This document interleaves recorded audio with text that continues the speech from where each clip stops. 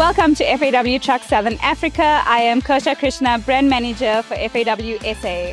So behind me today, we have one of the newest entries to our FAW SA range, the FAW 4110, coming in at a mere 2 ton. The 4110 has been designed to be your compact entry into the fast courier segment within the SA market. We are sure that this is going to be a stellar performer in the year to come.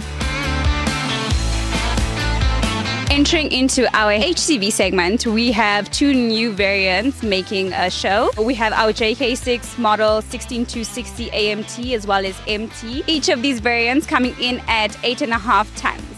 Our JK6 16260 AMT coming in with key features such as lane assist, blind spot monitoring, and reverse camera features.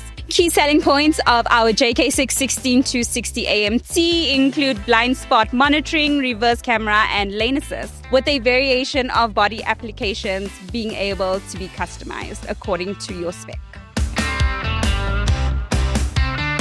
Behind me, we now have a key feature at this year's show, which is the newly launched FAW J7 truck tractor. 2 variations available within the J7 range, being parabolic leaf spring suspension as well as full air suspension models, ideal for your long-haul carrier freight range.